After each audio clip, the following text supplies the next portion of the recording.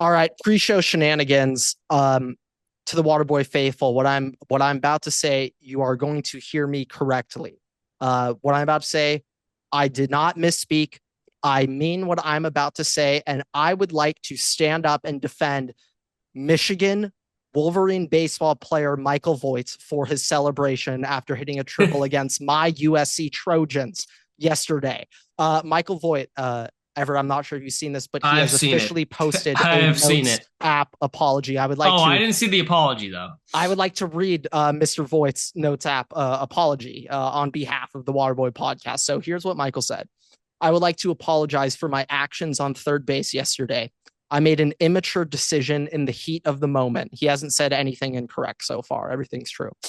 The gesture I made does not reflect my character, the household I was raised in, or the Block M that I represent in any kind of way. I take full responsibility for what I did, and I am truly sorry to all those who I've negatively impacted by doing this. I would like to spend a moment, quick little snaps. Everett, I want to see you snapping right now for Michael. Everett, Michael is the only human affiliated with the University of Michigan that has owned up to any mistake he has made in the past decade. The only Michigan Wolverine on earth who has owned up to any type of mistake he has made. I feel So like I would Tom like to Brady's owned up to a couple things.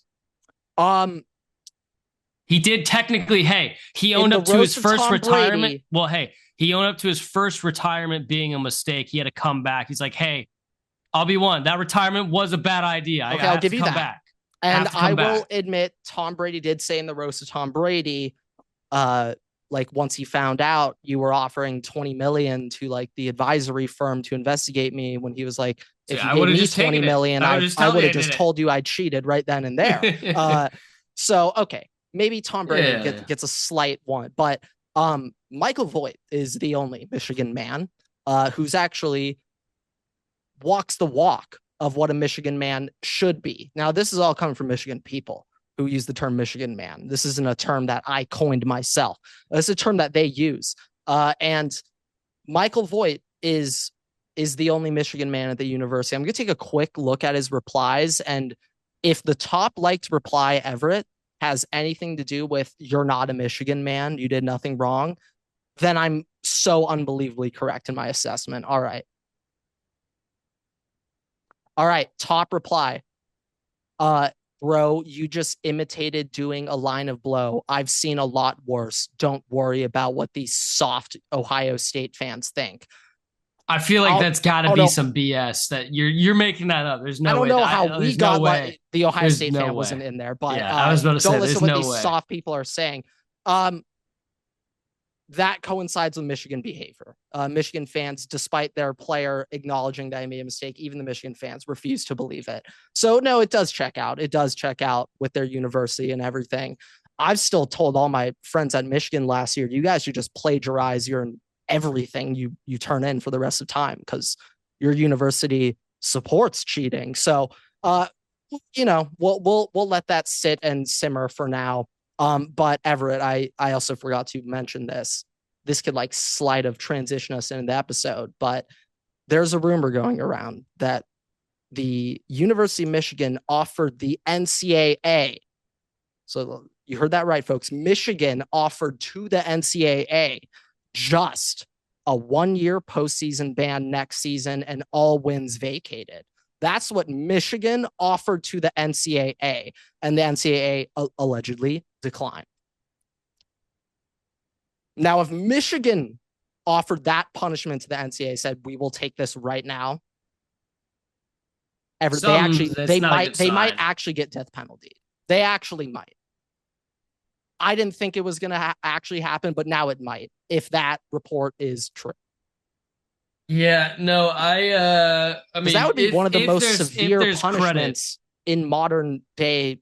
if I mean, would you rename the SMU Death Penalty Award to the Michigan The only way Death Penalty Award? that we could do that is if the program was disbanded for a season. I don't think they'll If go it was that taken far. over SMU, we still have to get out the Waterboy Awards. We have yet to do that, but um, I mean, I think that would make this the greatest year in sports for you, the greatest sports cycle I think it'd be the greatest sports possible. year of all time. For you personally. Just for any specific individual, like it happens to be me in this scenario, but for any human being on a 9-month rolling window of sports I don't know. success. Boston sports had a pretty nice 2010s. Well, just on a 9-month rolling window, did Boston win a World Series, an NBA championship, and a Super Bowl in the same Red Sox same season?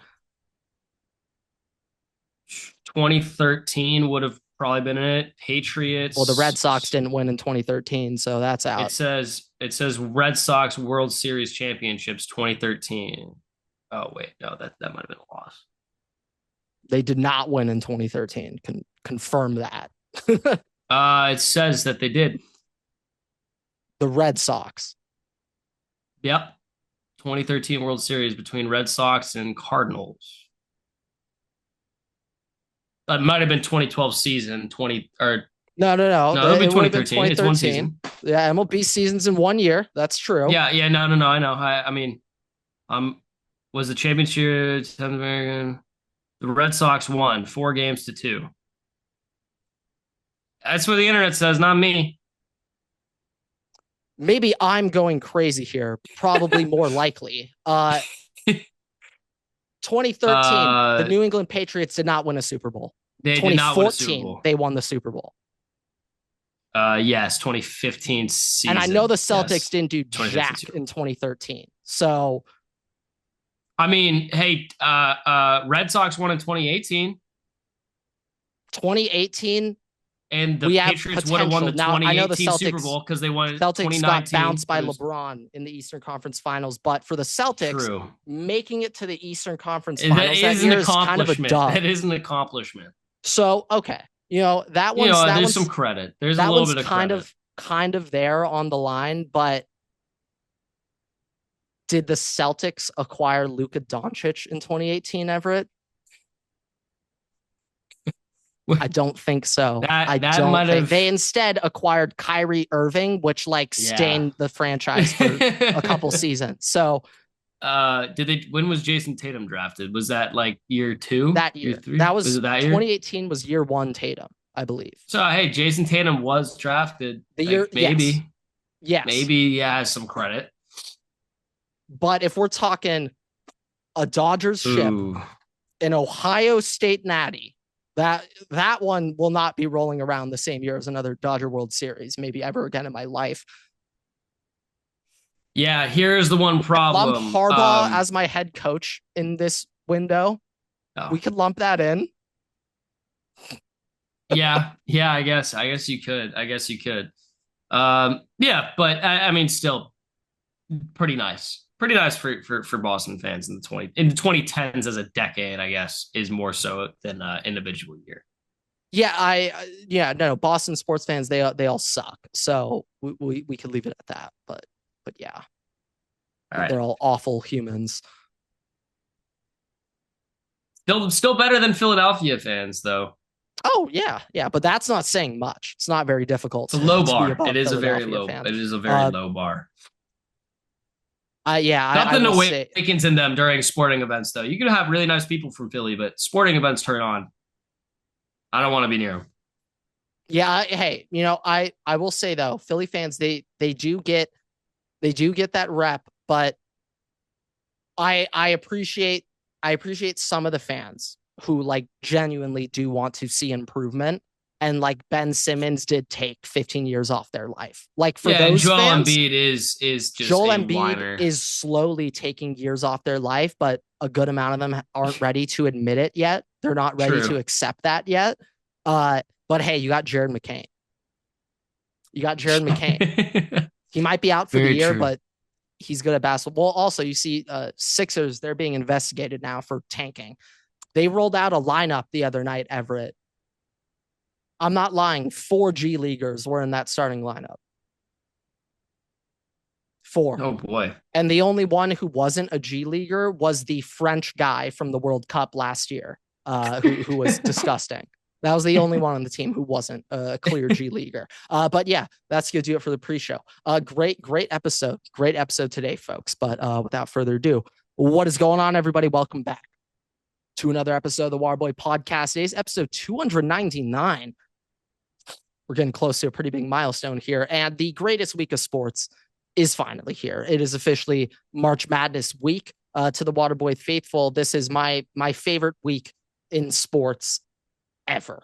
I saw this question the other day, and as Americans, it makes it a lot easier. But regardless, I think this is an easy answer. Would you rather, Everett, have a week off every single year for that opening March Madness round, or would you rather have a month off every 4 years for the World Cup?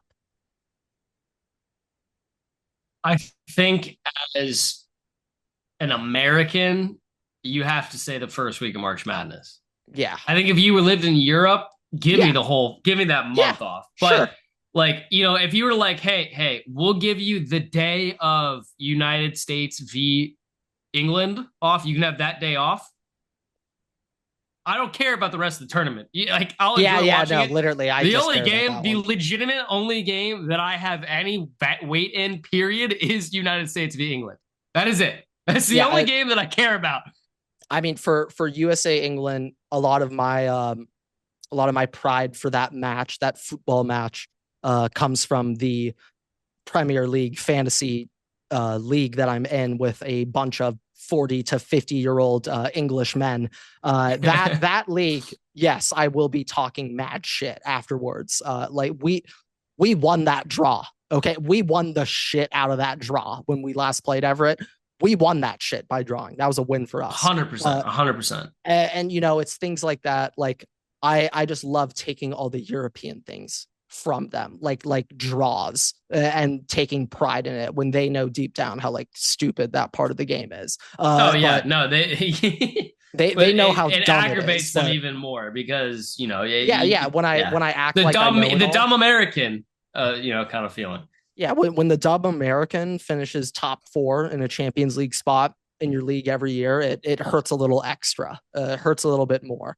And then I admit I literally know 3 players in the Premier League. Then it really hurts. Then it really stings. But this is going to be the greatest week of sports ever. Opening round March Madness. I think the past few years have really shaken the general public's expectations for March Madness. Best example I can give.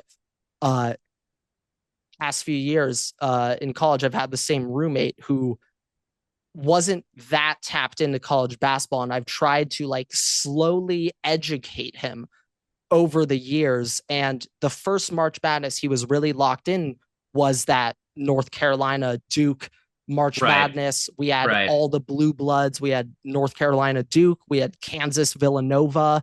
And he was sitting there like, wait, so does this just happen every year? Like all the like, no, we were spoiled. We were spoiled. Yeah, no, I'm telling him, like, no, this is like a once in a lifetime Final Four where you have all these historic programs in it. You're not going to get this again.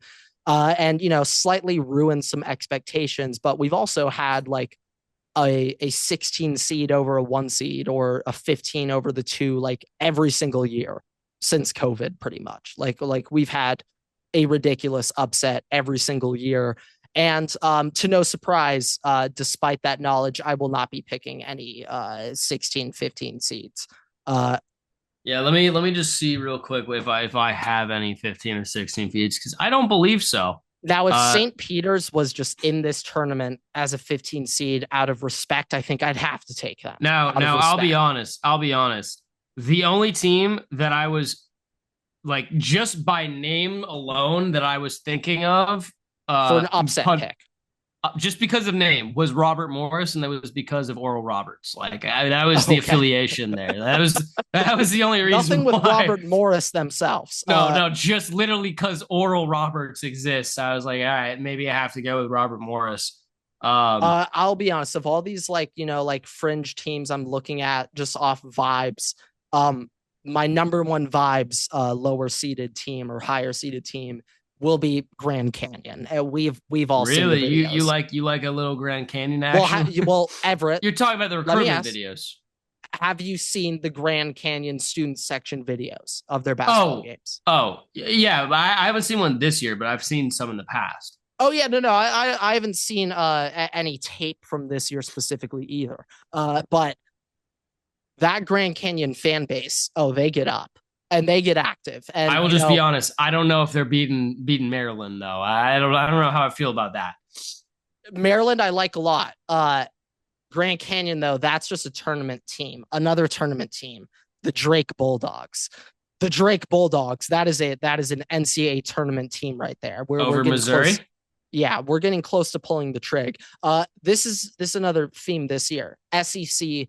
This is the most teams that have ever made a March Madness tournament from a single conference. I don't love that. That like it doesn't really feel my quick deserving. Explanation for that is the SEC had 14 teams make the tournament this year, Everett. Now, I think the SEC has 18 teams in their conference.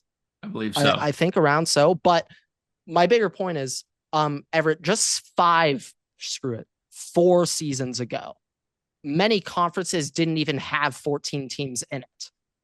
True. I know teams. Helps. I know teams have been added. I understand that. But at the same time, like there are definitely schools in other conferences that probably deserve to have a nod in here over a very, very poor conference play SEC school.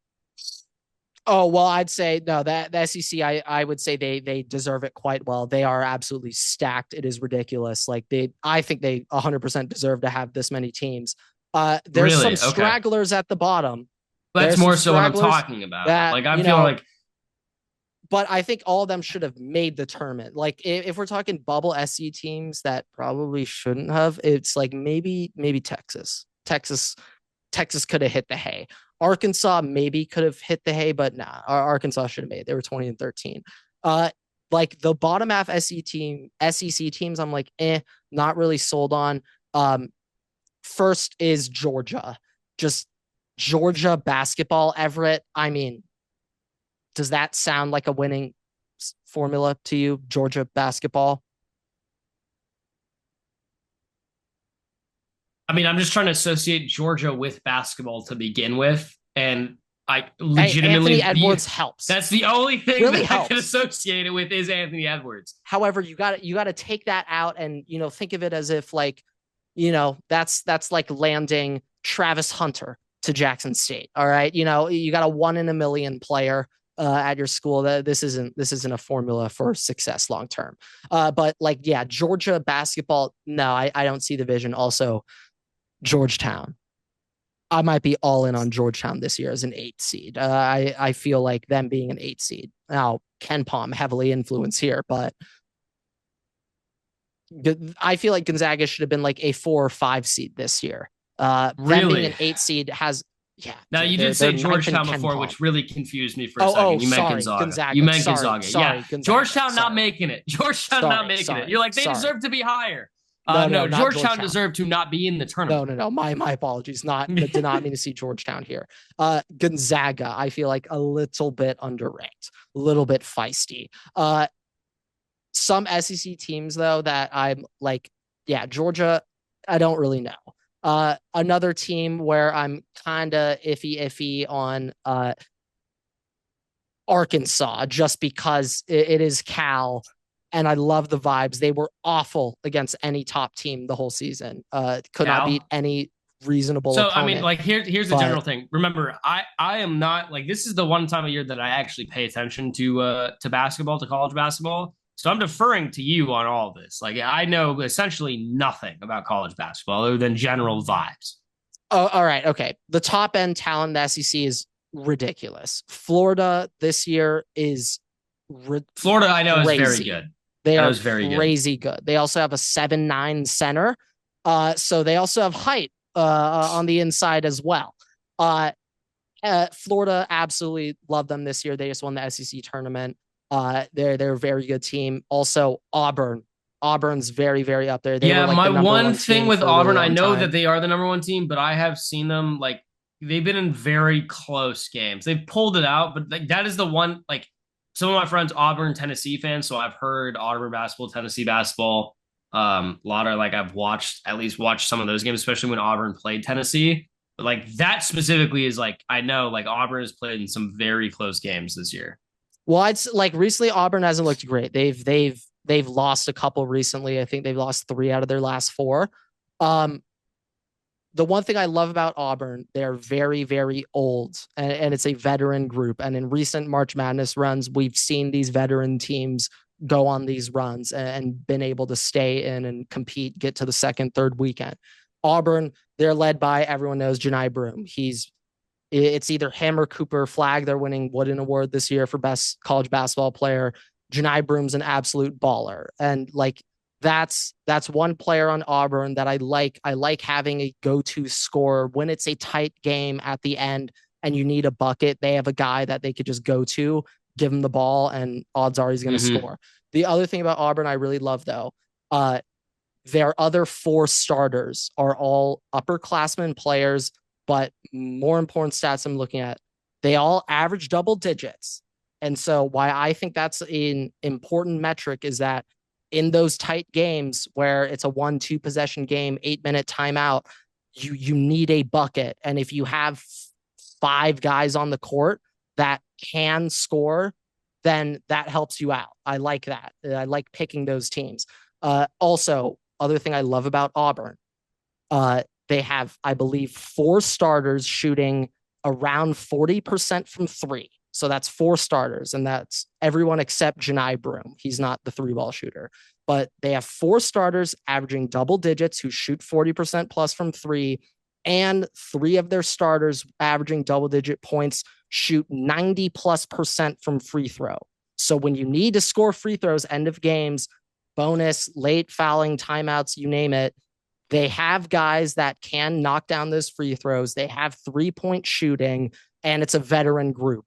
And like, because of that, Auburn checks out all those boxes. And then this is my last vibe selection on Auburn.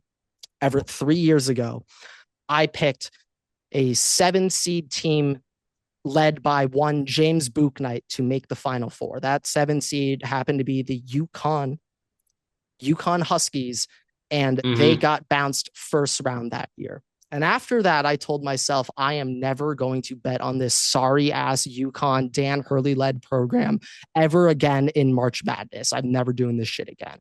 And then, and then UConn proceeded to have like the most dominant 2-year March Madness stretch of all time, covering the spread in all 12 games. Only team in college basketball history to cover the spread in 12 straight March Madness tournament wins, back-to-back natties. And last year I picked Auburn as my team to make a deep Final Four run. Yeah, how'd that go?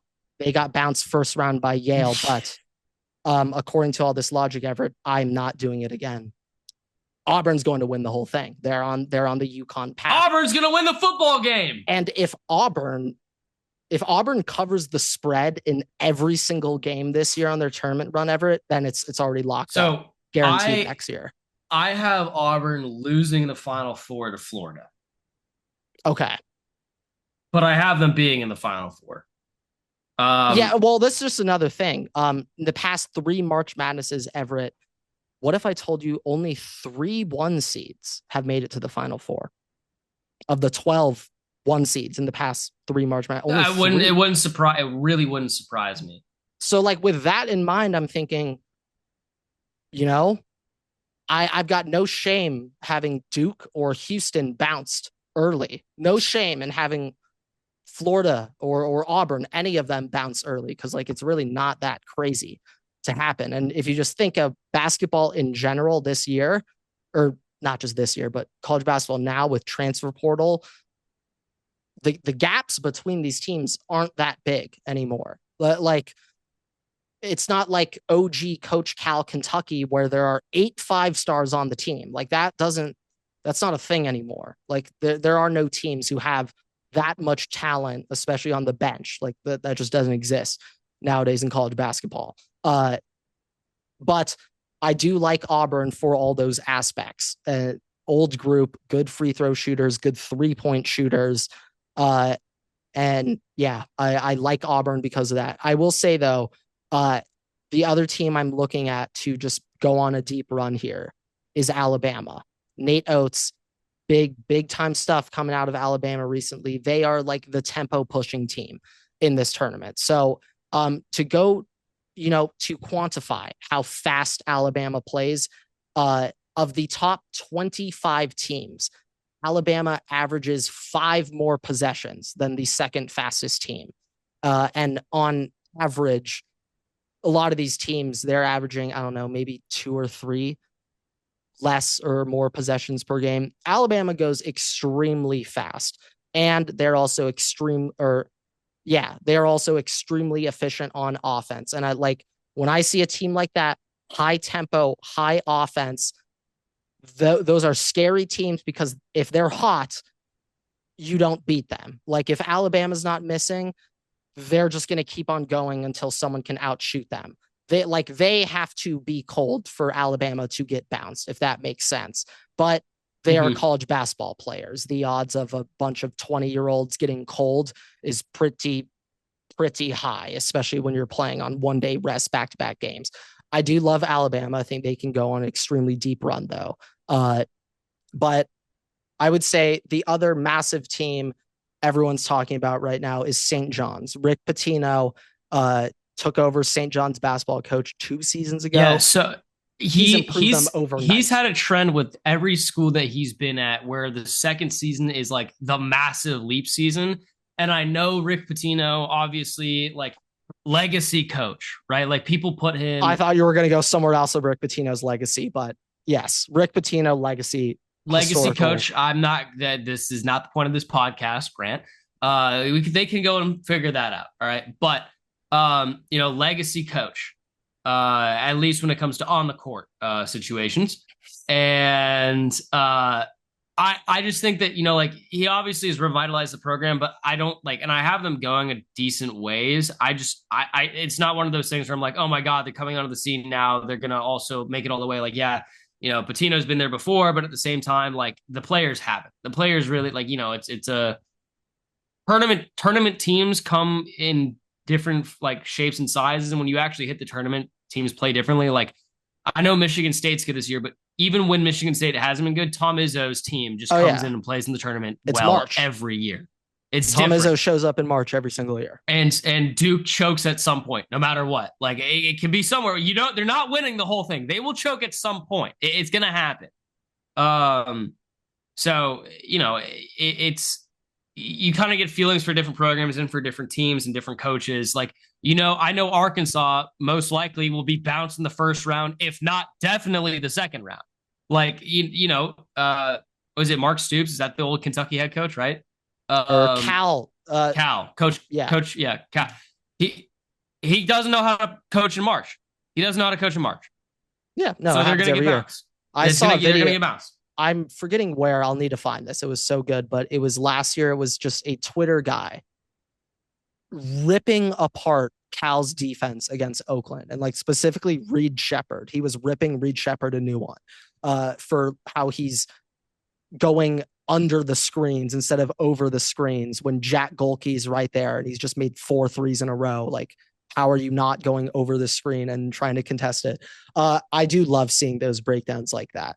I do think, though, this year, Kentucky, with their new coach, they may not have the talent that Coach Cal had in all of his Kentucky teams. I mean, if you just look at the NBA right now, Everett, the amount of Kentucky superstars that run the NBA, it's like eye-opening how many Kentucky stars about Coach Cal.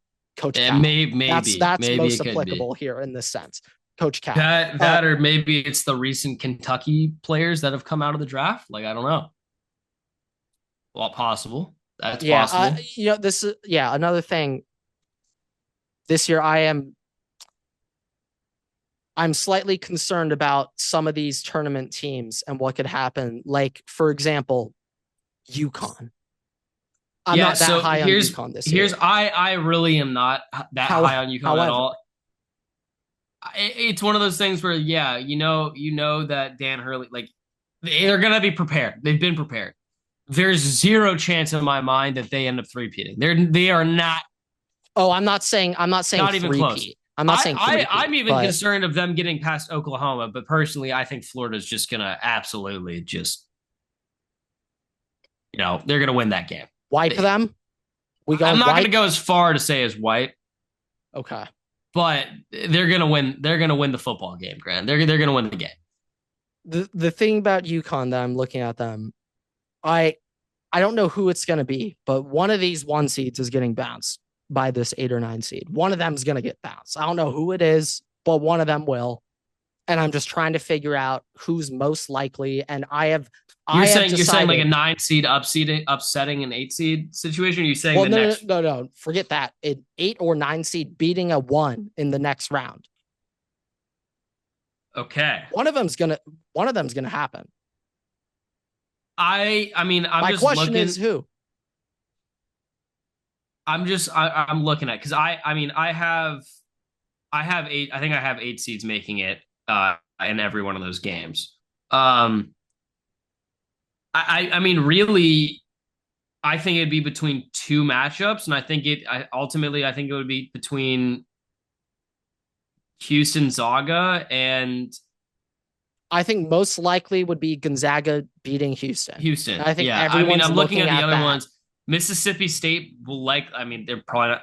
It'd be really hard I to don't beat even Duke. know if Mississippi State's getting by Baylor. I know, but I'm saying like if that's a matchup, if maybe Cooper Flag's still out, then maybe, but like it's he will really be playing. Unlikely. Yeah. Louisville's not going to be at Auburn.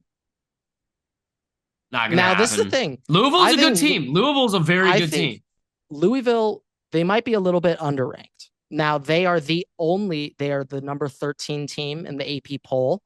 They are the only number 13 team in the AP poll in the past decade to be ranked 5 seed or higher, if you get what I'm saying. Yeah. I They're understand. an 8 seed. And so because of that, I think Louisville, they might be a little underseed, but also at the same time, Creighton's very, very hot. Everett. Creighton, I don't know. Louisville, Creighton's a 50-50. That game is in Lexington, Kentucky, which is making me lean Louisville right now. I'm leaning Louisville hard because of region. Creighton may be hot. Well, Everett, this is the other thing about Creighton I love. Creighton, they're led by Ryan Kalkbrenner, who's been there for a long time.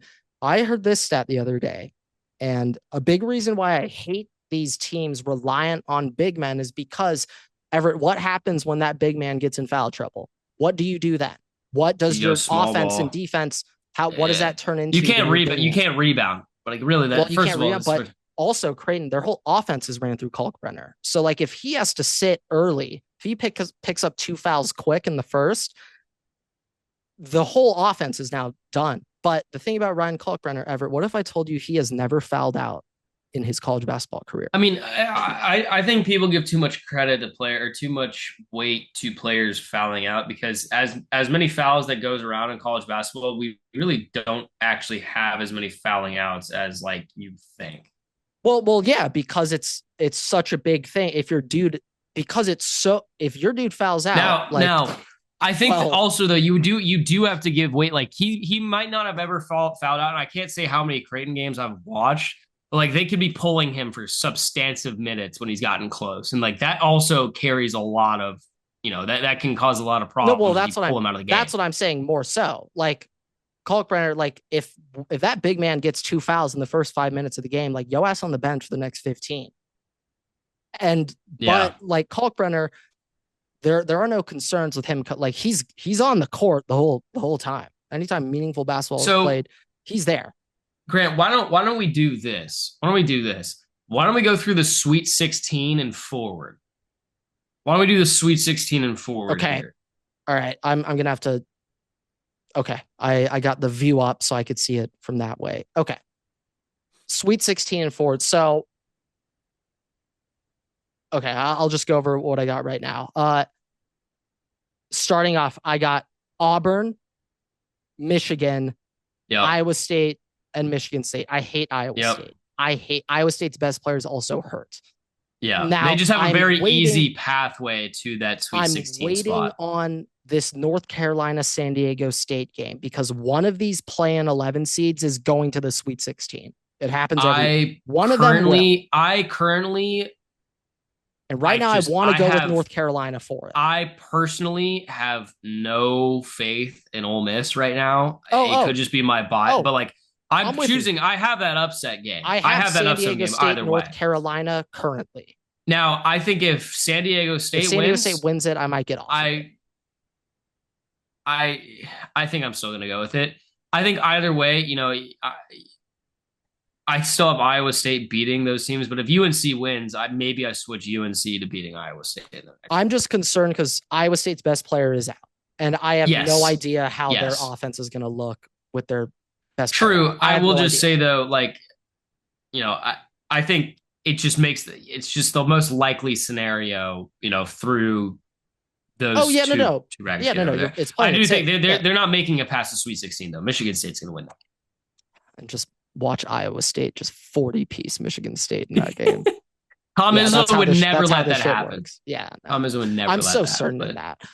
Yeah. Do you have A&M or Michigan or? I have Michigan Auburn. I have the same Michigan Auburn. Iowa State, Michigan State.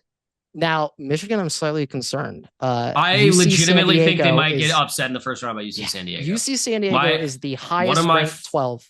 One of my friends is Michigan man, and we had the game on. We had was the Big West, whatever that division's called, or that UC San Diego. Yeah, I think it's Big West. Big West or we had that. The game was on. We were at a bar and the game was on. And I was like talking about we were talking about mascots. I was talking about UC Santa Barbara. And he was like, "No, dude, don't sleep on UC San Diego. Like they might upset Michigan. Like he by name is like they might upset Michigan." So these are some fun facts to look at. It is the smallest point spread of any of these 50-50 upset matchups. So currently, Everett, Michigan is a 2.5 point favorite. Yeah, that is it. Just now, 2.5. I'll add just these two statistics real quick. Obviously, different teams, but UC San Diego averaged 79.8 points per game and allowed 61.6. Michigan. I don't care about any of that shit. I know, but I'm just throwing efficiency. Yeah. We're looking at efficiency by possession here. Okay, so this is what has me interested. Michigan, they average 116 points per 100 possessions. Okay. UC San Diego, they average 115.2 points per 100 possessions. So kind of a wash there in offensive efficiency, kind of the same. Defensive efficiency, Michigan gives up 93.7 points per 100. UC San Diego gives up 96.5. Now that's like a 3-point difference, but that's really not a large gap in the grand scheme of things. This is where it's interesting, though, a slight tempo gap. Michigan, they are a very fast team in terms of their number of possessions, averaging 69.5 possessions per game. Yeah. UC San Diego, a bit slower at 65. But the thing about Michigan, they're led by their two big men, Vlad Golden and Danny Wolf. They're their two big men down low. I'm going to add this. I know. I'm kind of getting a little bit off of, talking about the personnel. But, I don't, correct me if I'm wrong, but like these guys really haven't played too much tournament ball. Like Michigan really hasn't been present as of late. And I know it's a different head coach, but Michigan itself typically has flamed out in the tournament at some point. My biggest thing with Michigan right now, though, is they are coming into the tournament very hot. And so do you take that as a good thing or bad thing? I like if a team's coming in, coming in hot, I like them more. And I feel like a lot of the time when we look at the way that upsets have happened, like or Robs or whatever, like those teams have come in hot. Well, yeah, like every single 16, 15, 14, they all just won their conference tournament. Like those teams come in very hot. Yeah. And that's kind of, I'm giving the same thing with Michigan. No, I know. But like specifically, like there's a difference between like the very hot teams and just like hot teams. And I think like having a 5 team coming in to be hot, like very hot, like is a little bit different than, UC San Diego coming in beating, just the Big West. Yeah. Yeah, I get you. Like I will say though, last year, and also there's different degrees of hot. Like it's like you could win the way up, like you win your tournament, but like you might not have played hot. Like you might have just played okay, might have played well. Michigan played hot. Like there's just a conceivable difference in just the quality of play Yeah, allowing you to what be quote Michigan, unquote what I hot. also liked, they were in a ton of very close games down the stretch and they were pulling it out at the end. And like, it can be a concerning sign that you're in these close games, but it is March. You're not going to have many games where you should be double digiting your opponent. Like it's March Madness. All these teams are very good. Uh, it's unreasonable to be expecting a UConn run out of any of these teams. Uh, I would say though, I think NC State last year they kind of left a pretty big like memory in people's minds. Like go with the conference champion tournaments. I saw a stat recently just explaining that like I think like 75% of the past 8 March Madness champions all got bounced in the semifinals or quarterfinals of their conference tournament. And I think having that extra rest actually helps them. Like there are some teams who they just played 3 or 4 games in a 3-4 day stretch. And like by the end of that tournament, we saw in that Michigan Wisconsin Big Ten championship game, it was like 24-21 at the end of the half. Everyone's legs were dead. Every single three is short. Like everyone is tired. All these shots are just being left short.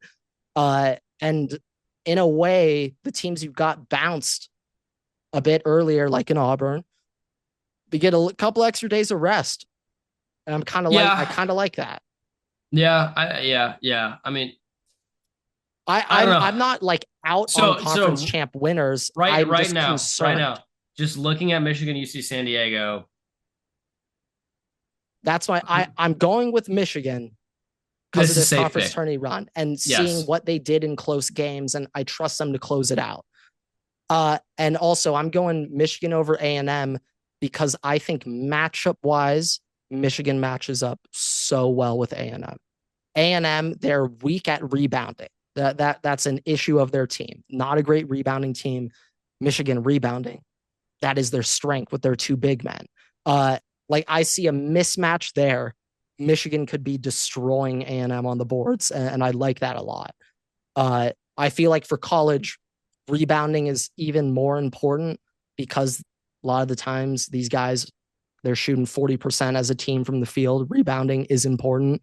Getting second chance possessions like that can be a backbreaker, letting a team get an offensive board and then they hit a BS Yeah, corner so three. that was Oh, kind of one thing that I looked a lot when I like obviously I don't have as much like I'm not going through Ken Palm and stuff as much as you might be, but like one thing that I paid a lot of attention to is like how good is a team at rebound, offensively, defensively, like the rebounding metrics. Like for me, I felt like that is like could be a very indicative well, I factor in love whether or not you're going to be able to rebounding win a game. free throws. Like those two, I stare at. Like free throw percentage It's is free big. points. It's free points. Like, Yeah, can you capitalize on free points? and a lot of times at the end of games, like it is in your best interest to be Okay. playing driving to the rack, get your BS fouls and get your free throw Yeah. points. Like that So I that's think that's a strength. collectively, I'm going to assume coming from the Sweet 16 on the south side of the bracket, Auburn, Michigan State is what we're saying. Yeah, them That's two what I have. That's what I I have. I'm assuming that's what you have. yeah, and because I think I think this might be the most common 1-2 bracket that people Yeah. are picking the 1-2 I teams. think And that or the because of West. that, The West might be pretty common as well, though. the other thing about the West Side, I'm back and forth on. I love St. John's as a story. And Well, I right guess now, let's just get into the West yeah, then. let's get into West. Let's do start at Sweet 16. Yeah, okay. Okay. First off, this is the coach matchup bracket. We have all the superstar Yes. coaches in this little quadrant. So we got Dan Hurley, UConn. We got Bill Self, Kansas, Coach Cal, Arkansas, and then Rick Pitino, St. John. So Penny we got Hardaway is in here too. oh shit. Oh, Memphis. Memphis is in okay. Totally forgot. We got some notable coaches in this Yeah. region, which makes Yeah. it a lot of fun matchup wise. Although I have Memphis getting bounced in the first round, but So do I. Memphis yeah. is the only 5 seed in this tournament ranked lower than the 12 seed in Ken Palm. Tulane lost to them by 1 point. We should have beaten them, by the way, but Yeah, like Memphis, I At that point, that's if Tulane, if we should have beaten Memphis, Colorado State's going to beat them. So yeah, and put it in also that way. just the way I'm thinking Colorado State now, it's do I don't even think it'd be that crazy to pick them over Maryland. I was about to say, do I dare? It's really not that crazy if you pick them It's over. the It's really Maryland, not. Maryland though. I don't know. It's not crazy, but I feel like Maryland is just so the defense is like very good, and I think that also just like transition wise, they're just I think that they're gonna end up just outdoing what Colorado State is. But anyways, I personally have Maryland going to the Sweet 16. I don't know if you do. Right now, yeah, right now I have it as Maryland. I'm scared though. I I'm could scared. get a Colorado State going that far, but Yeah, I don't think it's crazy at all. I don't know. I like my perspective on a lot of these teams have kind of been like I think they're going to limp their way to the Sweet 16, and then they get to the Sweet 16 and just lights out, just the Oh, flame dies. you're saying Like dead I kind of after. I'm kind of it's like all right, I'm looking at maybe like what's a good example here, like um I guess right now I have Oregon going to the Sweet 16. That's not a good example, even though I don't know if they want. Like Iowa State, like they might just limp their way to the Sweet 16, and then Michigan State just might absolutely eviscerate them. Oh yeah, And I think by that's very. Also, I think Michigan could also limp their way and just get 40 piece by Auburn in the Sweet 16. no, 100%. But like that's kind of my vibe right now. Like a lot of like I know it's a running thing where it's like oh you're not branching out, like you have like 1 and 2 seeds or one being the Final Four or like the Elite Eight. Like the 1 and 2 seeds and some of the 3 This seeds is the this year, most Grant, stacked. are just Well, here, absolutely disgusting.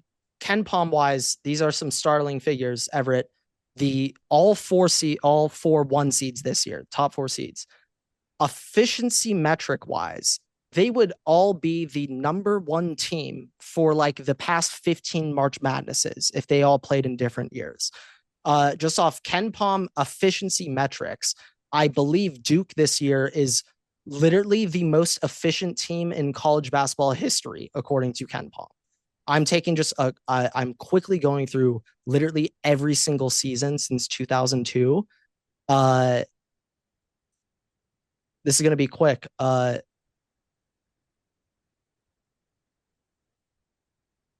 I'll go Wiki through says this all. As as of he's right trying now, to load the page. 2008 Kansas is the only team that would be ranked ahead of one of these top four teams. Yeah. Yeah. I mean yeah, I mean I can understand that. Yeah, I if I have this correct, uh 2008 Kansas, 2008 Kansas and 2015 Kentucky. And that is the Kentucky team, Everett. I'm talking everybody was on that basketball team. Yeah. Those are the only two teams that would be ranked higher than all four of these one seeds this season. That's how good they are this year. No, I mean that makes sense. Like I mean, if you just look at the AP top 25 right now, by the way, like Duke's 1, Houston's 2, which by the way, like I know Houston's just a quality program, but I personally just I think they'll I'm make it. done. I'm out. Houston's a quality program. I think they'll at least make Sweet 16 Elite 8 easy, but like that's as far as they're gonna go, and that's how basically they do every I've year. picked Houston to win the tournament the I past will. 2 years. I don't I think will I've never do it picked for the Houston. rest of my I don't life. think I've picked Houston to win outright, but I I always will pick them to never. go far. Like it's one of those things. It's kind of like a Michigan State or even a Duke, where you're like they're probably gonna make it far, but like they're not gonna be able to win. Kind of a Oh, vibe. But yeah, I feel you. like Houston. Well, we can get at yeah, we'll say that for yeah. the Midwest action. Okay. Real But quick, okay, West. I mean, look. We're We talking both about the got. West. I got Florida, St. Florida. John's. I got Florida, Maryland, Missouri, St. John's. I have Texas Tech beating Missouri. St. John's, Texas Tech. Texas Tech, I think, a pretty damn good team, and they've went on a run recently. That Jarrett Culver team, they went on a Yep. run recently. They've done it before. Missouri's a team that I think might have been a little underseeded. They ranked quite well. Ken Palm wise. I like them. Saint like the other thing though, this is in the West. All right, keep that in mind. All of these teams are like from the East Coast here in this, Yeah. like Florida, Yukon, Colorado State, Maryland, Maryland, Missouri, Texas Tech, Kansas, Arkansas, St. John's. These none of these teams are from the West Coast. And Grand Canyon. now that was one thing I was looking at, Everett. I'm not gonna lie. One thing I was looking Colorado. at. Well, I guess Colorado that's State, that's kind not of, west, but it's not an really, hour. It's only an kind hour of, difference. closer commute Yeah, to the yeah, yeah, stadium yeah. than who they got to play. But I think because none of these teams are remotely close to this region, I think this region could be really, really big on just star power. Like heavy seed, top seed teams are just going to go deep. Like there is no home court advantages for anyone. Yeah. It's just talent is going to get you through. But like with those in mind, I can't look past Dan Hurley. Dan Hurley, Florida. I'd be surprised. I was about to say shocked. I wouldn't be shocked if Dan Hurley beats anyone in this tournament. He can never shock me again. I know Dan Hurley. You have faith in Dan Hurley, but do you have faith in the players? Because I have faith in Alex Caravan till the day I die. I will rep Alex Caravan till the day I die. But that's about it. That's the only guy I have faith in on that team. yeah. But ultimately, even with Missouri, Texas Tech difference, St. John's, Florida being Yeah, I have St. Elite John's. teams. I'm scared. I'm scared St. John's matching up with Texas Tech or Missouri. Like I have St. John's. I think. Well, here's like I think the Patino team is gonna make a run. They're not going. They're not going to the Final Four. So it's a matter of do they lose the Sweet 16? So I think it's a matter of do they lose the Sweet 16 or losing the Elite Eight. That's just that's my vibe. That's the vibe. If Rick Pitino got bounced by Bill Self round 2, is that crazy? No, it really isn't. It really isn't. I think that though it's like, all right, Rick's first like major appearance back in the tourney. Last time he was, I think, literally a 15 seed Iona or a 16 seed. Like last time he was in. Well, St. John's sadly made it last year. I can't imagine that happening though. So yeah, it'd be stunning. It'd be stunning. All right, Midwest. Let's go Midwest. We'll end. I want to wrap with Midwest. Let's do East. Okay, let's go to East. Okay, I mean, I'll be honest. This is my square bracket, my square section right here. This is awful. None of these are going to be right. What I have, but yeah. So all right. Here's my deal. My Sweet 16, Grant. I have Duke beating Oregon. Okay. I have Arizona like I'm thinking Caleb Love, and I think Caleb Love, I think choke in the tournament. So I don't know why I have that association. Do you forget North Carolina 8? Did that? I could be thinking last. I could be thinking last year. I could be thinking something related to last year. I mean, when I think Caleb Love, I think the University of Michigan didn't admit him because of admissions. Like that's my first thought when I think of Caleb Love. I could be thinking of last year's Arizona team not being. Or I believe they also got bounced early. Yeah, I think that's what I'm relating. Maybe what my association to is, but either way, I have Duke beating Oregon. I'd have them beating Arizona either way. And then second side of that, I have Wisconsin and Bama, Grant, and I have Wisconsin beating Alabama. Now, I also have the Wisconsin Badgers taking down Alabama, and the only reason that I selected it is it's a Barstool thing, but nothing would be funnier than now Rico Bosco is like Mr. Alabama basketball. Oh, you're having him taking the bus. No, forget that. But if Big Cat's Wisconsin Badgers beats Rico Bosco's Alabama, oh my God. I want it for the content. Like there's no logic behind that selection on my end, purely vibes, how funny the internet would be. I need Rico Bosco to lose to Big Cat in like that would be the funniest shit ever. So I'm going off vibes. I will say though, I'm horrified of VCU for Wisconsin. Yeah, I have VCU winning that. I do have VCU beating BYU. I have VCU winning that 11-6 over BYU, and I really think VCU could mess around and do it. They are I am curious. Hot. Let me ask what you were saying about the very hot. VCU is very hot.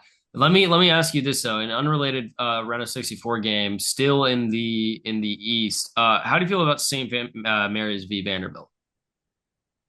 I have St. Mary's, I do too, but I have been but leaning Vandy. back and forth. Vandy looks, Now, this you is know, something I've just done the past few years. When you have a 7, 10, 8, 9, one of them's a power four and the other isn't a power four. I was looking it up, and usually the power four team, like on average, wins those 8, 9, uh, 10, 7 games. I just And so also St. Mary's has just historically been a tournament team for me in my head, even though they recently might they've not been really, make. really good. They've been I really, know, really yeah, good. that's more so why. Yeah, and it's like you see St. Mary's like shit. If St. Mary's was a 4 or a 5 seed this year, I wouldn't have blinked. I've been like, all right, fairly Yeah, ranked. makes All right, sense. Makes you know. sense. So Yeah, yeah, with those, you know, I have St. Mary's, and I think I you. It's believe also we're Bama just and kind of St. being like, Mary's they had a matchup recently, and that might also be swaying me to subconsciously pick that matchup again because I feel like they matched up recently in the tournament. oh, in the Yeah, tournament, yeah, in yeah, I could, March yes, Madness, I yes, believe yes. they matched up I believe recently. So that maybe it might was also 2 years ago.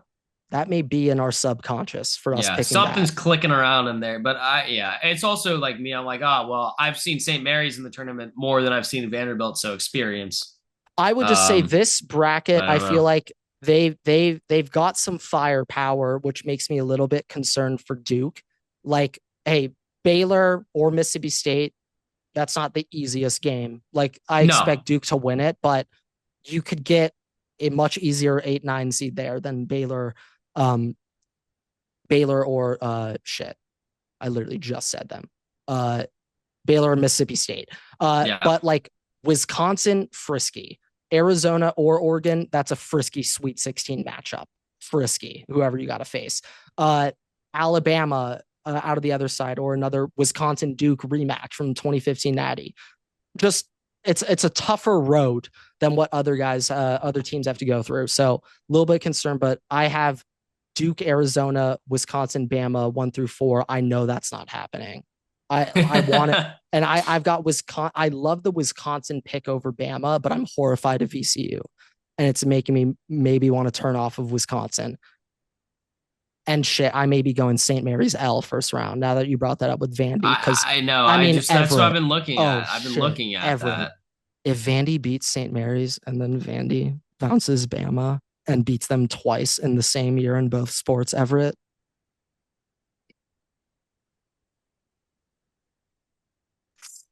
Oh boy. I mean, Vandy upsetting Alabama in March Madness was a sentence I I never mean, thought I let's would let's say just let's for just let's throughout just my break down life. this game. Let's break down this game real quick. St. Mary's Vandy or Yes. Vandy Alabama? Vandy St. Mary's. Vandy St. Mary's. You have to even get to Vandy maybe Yeah, being able to play yeah, we got to Alabama get there before you can first. think about that. Yeah, gotta get there first. That one, Which, okay, by the way, I mean, when Vandy played Alabama this year earlier, they got pulverized. So true. But my one concern with Bama is they got to be hot. Like true. if Bama can, they can just casually go cold. They will do that at some point in this tournament. And it just depends. Do they go cold against a really lower, like that cold game could be their opening round against Robert Morris Everett, and a cold Yeah, Alabama against Robert Morris is probably still winning double digits. So yeah. I mean, look, last year's St. Mary's got upset. They were the 5 seed and they immediately got upset. So it wouldn't be unheard of for them to get bounced first round. I mean, recent history obviously is the best identifier, but I feel like this is what Vandy's first year in the tournament in a while. They have a first year head coach. Um, I'm not that concerned about first year head coaches just because it's so common now in college basketball. Like there are so many teams who True. are on first or like right now, college basketball, it's so much success is predicated on the tournament. And you can have one hit wonders. You have a job for life in college basketball after one tournament run. Shout out Andy Enfield, USC, now at SMU. He literally Florida Gulf coasted his way to USC. He was the dunk Yeah. team. Florida Gulf State Yeah. got USC Yeah. job off it. But Yeah, like FAU that. guy too, by the way, whoever they Yeah, have. FAU's Dusty May, he's now at Michigan. So Vlad Golden was on those FAU teams. He's now star of Michigan. Like, think of Michigan as FAU. All right. Like, think of them like that. Makes me Uh, feel a lot better about taking yeah. them over UC San Diego. No, But yeah, it yeah, makes you feel a lot better now. But all right, we'll wrap up here with this Midwest. This is this is the one that I love. I love what I have so far in this bracket, and this is the one that I'm feeling most comfortable just locking this at least Sweet 16 further. I got to play with opening rounds, but um, for my matchups in the Sweet 16, I have Tennessee, Kentucky, yep. Clemson, and Gonzaga in my Sweet 16 in the Midwest. You I have have Zaga beating Gonzaga Houston knocking off and Houston. Uh, wow. Gonzaga, they are the number 9 team in Ken Palm this year. Uh, maybe a little underseeded there. Now, Houston also, I've picked Houston to win the Natty the past 2 years, and they've gotten bounced early in both of them.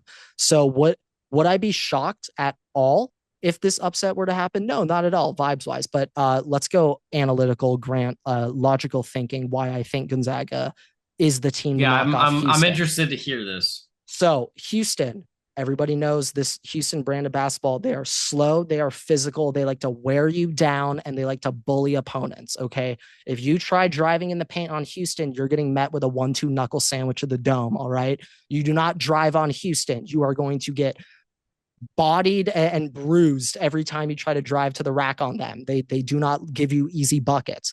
But the other thing about Houston, they are with that brand of basketball, very physical. They like to punish teams defensively, wear you down. They play one of the slowest brands of basketball. It actually they played the slowest brand of basketball of any team in the tournament. Yes, I have that correct. Talking about Other than Houston? the yeah, Houston, other than the Drake Bulldogs, Houston is the slowest team in the tournament in terms of possessions per game.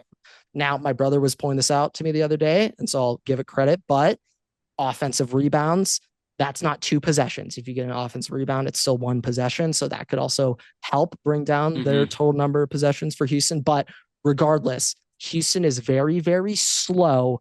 And part of Houston, for them to win, they need to limit the other team from scoring. They have to play. They need to be in a relatively low scoring Yeah, I game. mean they have a good defense too, so it That's how helps. that's how Houston dominates. Now, this is the thing. Gonzaga, and this is a few years back, I was on Miami to make a Final Four run led by Isaiah Wong, and my number one metric was tempo and offensive efficiency. Gonzaga is 9th in the country in offensive efficiency, slightly above Houston, actually, in terms of offensive efficiency. They rank one team higher than Houston. Gonzaga, defensively, who cares? 29th in the country, good enough. But Gonzaga, they are 46 in the country in tempo, 70 possessions per game. Houston, 360th in the country, 61 possessions per game, 9 possession difference in how these two teams play. And because of that, if Gonzaga's just making their shots, Everett, they can be up 15 on Houston in the first half if they're just playing their style of basketball and they're just going. But Houston, they've gotten knocked off in the past by these high tempo teams who just start shooting. And if these fast tempo teams like in Alabama, like a Gonzaga, if they're hot, you can't beat them. Like if they're just whapping their open threes, what are you going to do?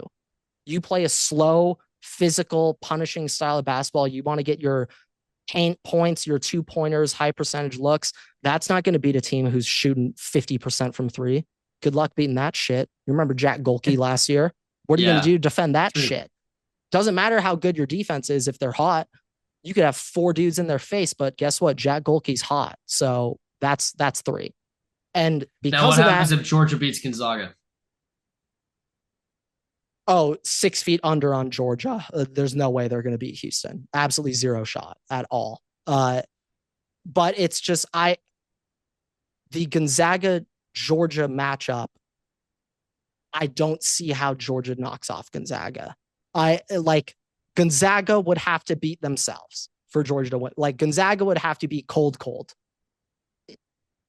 It's not unheard of Gonzaga beating themselves, but yeah. Oh yeah, no, not at all. But we see Gonzaga beat themselves when they have to go up against a Kansas or another top seed.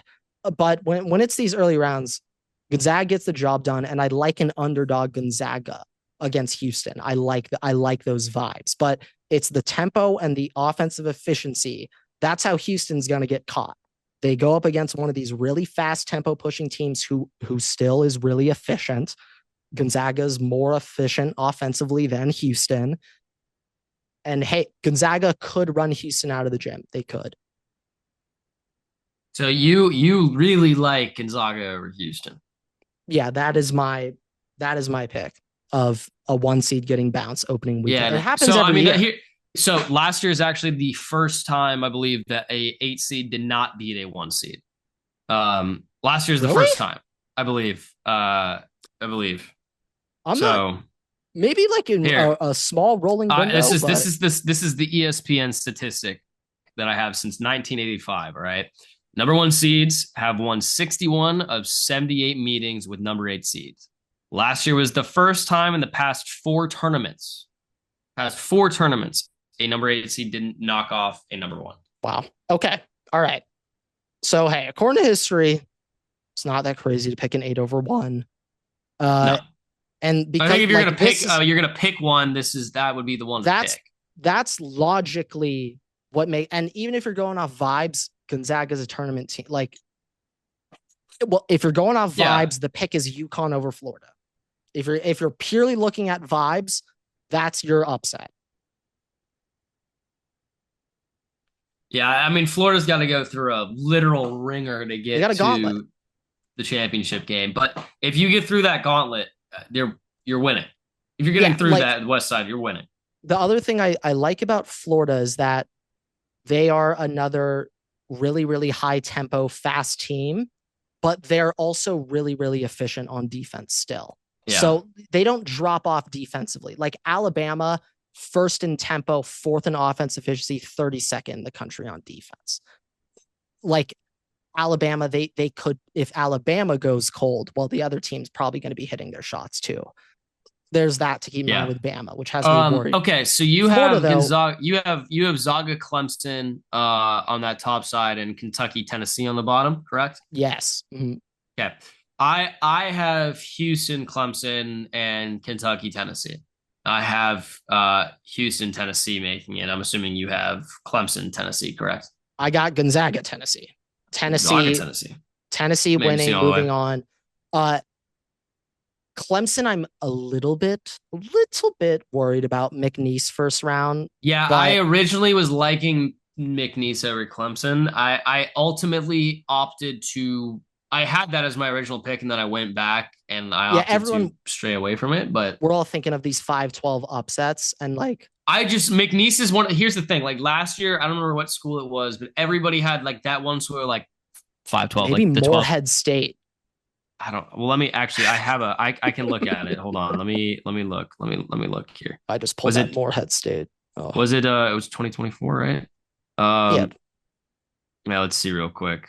Um yeah. I don't know who you're thinking of. I'm trying. I'm looking. Uh God, all these. It actually was McNeese last year. I think it Okay, legitimately was it okay, was McNeese yeah. 12 versus Zaga. Um, because I have here I picked McNeese and I got they lost by 21. Um, yeah, I think that might be why everybody's like, dude, McNeese, like McNeese made it last year, and like everybody's like McNeese, and this year it's kind of the same vibe, and I'm I just love Clemson though. If I'll be like Clemson's a team I've like kind of been following past couple of years college basketball wise, and they've been a basketball program. Like hey, you know quite well, I hate Clemson. I I mean, last year despise Clemson. Clemson made it But to the Sweet 16 last year. yeah, I hate So, Clemson with a burning passion. But even that hate can't supersede that they're a good by the basketball way, team. Grand Canyon is the team that upset St. Mary's last year. Just in case you were wondering. You know, I know one of these four or higher seeds getting bounced first round. One of them is Just who is it, Everett? Could it be Yale again over A&M? I mean, hey, Now hey, Yale hey, did it to it's Auburn last year, and I had Auburn in the Final Four. I was like, dude, there's no way Auburn's losing to fucking Yale. What are we talking about? And then it happened. yeah, I don't know. I think it's also just so hard to tell. Last year, I mean, Yale won by 2, and they got absolutely just pulverized by San Diego State the next round. Yeah, So I mean, yeah, it happens. there's one thing. There's one thing you do in the tournament.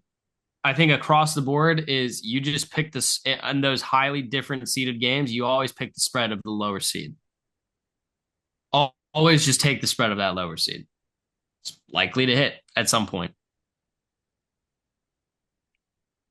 Yeah, that is a safe play. The other safest play, if any 15 seed beats a 2 seed, they are a lock to win the second round. Yeah, they will They win are that a next game. lock That team that they to have to make it play to the the next Sweet round Six. is You're toast. absolutely You got rattled. no They are shot against rattled. Yeah, they are that rattled. 7 seed, that 10 seed.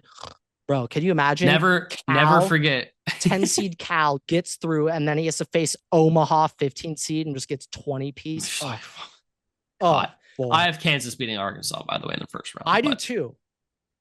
Cal's a March Madness choker. That's why I'm doing it. If Arkansas does win that game and Omaha wins, I think Cal would be more afraid of playing Omaha in the second round than playing St. John's. I think it's harder to prepare for. I legitimately think it is, because going into St. John's, at least Cal can get his teammates like, hey, this is a Rick Pitino led team. Rick Pitino is actually the guy I replaced at Kentucky a couple decades ago. That was actually the guy I replaced as head basketball coach. I feel like he could get his guys motivated for that matchup a lot easier than Omaha. What do you even say to address your team to prepare for Omaha? They're a bunch of really nice guys, actually great head coach, like a great Isn't that wasn't Omaha like was it like the squad or whatever it was, the beach that stormed, like part of the Normandy storming? So you might have to make some analogy for that. I don't know. I'm not entirely sure about the different like call sign teams for I think some of them was like that storming. Maybe there was an Omaha. I think there's an Omaha. I don't know. Peyton Manning, Omaha. That's the next. If you're playing Tennessee, I mean, you'd have to. But all right, we can wrap up. Let's go Final Four, and then Auburn, Florida, Duke, Tennessee, Florida, Tennessee winning both those games for me. Florida and Tennessee. Yep. Ooh, so we get a little rivalry matchup in the Natty.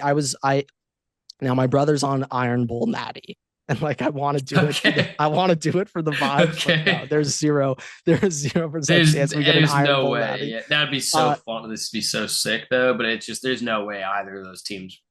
Right now, heavily subject to change. Auburn, Duke, Auburn winning the Natty. I'm picking Auburn to win the Natty. That is locked. I also feel like every year Auburn is favorited for something. They have a horrendous choke at some point. Oh yeah, no, always. You're also picking the two teams that we have specified earlier in this episode are known chokers in the tournament. Oh, very, very, very true. But like at least Mr. Choke in March Madness.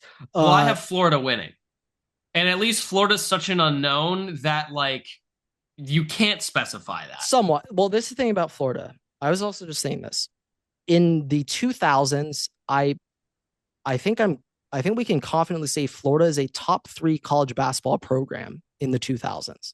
They won back-to-back like 06, 07. Yeah, I was going to say mid. Since then, they've just been like frisky, competitive. Like Florida's fully a top 3. Maybe we can extend that to top 5 basketball program of this century. It's just recency bias. Oh, yeah. No, like past 10, 15. Yeah, we haven't seen it. So you're like, what the hell, Florida? What are you talking about? Like Villanova was almost blue blood status after their run. And it's like, no, blue blood, hold the phone. You got to be lit for multiple decades to hold blue blood status in any college sport. You don't just get that for winning a back-to-back. It's like Georgia and Clemson fans right now saying they're a blue blood. Like, no, you aren't. Go back 12 years and your team wasn't relevant. Like, what are we talking about? Like, I got an argument, I think on TikTok, someone saying Georgia and Clemson are bigger blue bloods than Oklahoma. That there could not be a more incorrect statement. No, you aren't. Oklahoma has literally been relevant like every single decade since like the 40s. We're Like, talking no. about college basketball here, correct? Well, now I'm talking football in that sense. Well, I mean, still, it would be basketball. They are more than Georgia, 100%.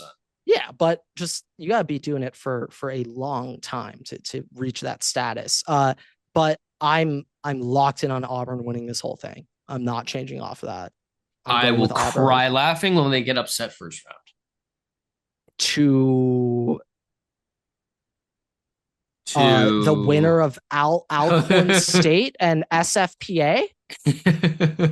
Those guys? No, it's more likely that somehow Louisville comes and upsets them, but it's still, I would be laughing. I have Louisville over Creighton because of the Kentucky matchup, but like I'm more afraid of Kentucky than Louisville from my Auburn POV, if that makes sense. Well, they're not even in the same side of the spectrum, so no, I know, they're like if direct opposite corners. Auburn plays the winner of Louisville Creighton round 2, so. No. I was saying Kentucky, like the program Kentucky. Oh no, well, Louisville's in Kentucky, so I know that. But when you said Kentucky, I just assumed you were talking about the school Kentucky. No. It's just location, region wise. Yes, that's like a massive home field for Louisville, and so like because of that, I'm picking Louisville over Creighton because the game's played in Kentucky. That's why I'm picking Louisville. If that game was played anywhere else in the United States, I think I'm picking Creighton. Hey, fair. All right. So you're national champion. You've got Auburn. Shout Charles Barkley. Yes. I've got Florida. SEC. You have it means Duke. More. I have Tennessee, but we have the same Final Four either way. I'm gonna have to change this up. I hate this. This is not. Well, what you've told me though is every time your first bracket always. No, my first bracket's always my best. Always your best bracket. And so because of that, I'm thinking. I think I just have to rock with this, even though I hate some of these picks. Like I think I have every single 3 seed in the Sweet 16. I hate that. But if UC San Diego beats Michigan, do they beat A&M in the next round? I don't know. I don't know, Everett. I don't know that answer. I love Michigan's matchup with A&M. I love it. I just don't know if that matchup. I'm just trying to not get caught up in things again, like last year when McNeese was like, "Oh my god, dude, McNeese could upset like this. Just such an easy pick, upset." Like all TikTok ball talk was McNeese. I'm concerned that everybody is going to be on Colorado State over Memphis. I think that's an easy one, though. I'll be honest. I'm slightly concerned, but then again, I think it's probably in our best interest, or my best interest. That's the only 12 seed I picked to upset. I think that'll ultimately be my best, the smartest move. I believe that is also the only 12 seed that I have upsetting. Yes. Yep. So, all right.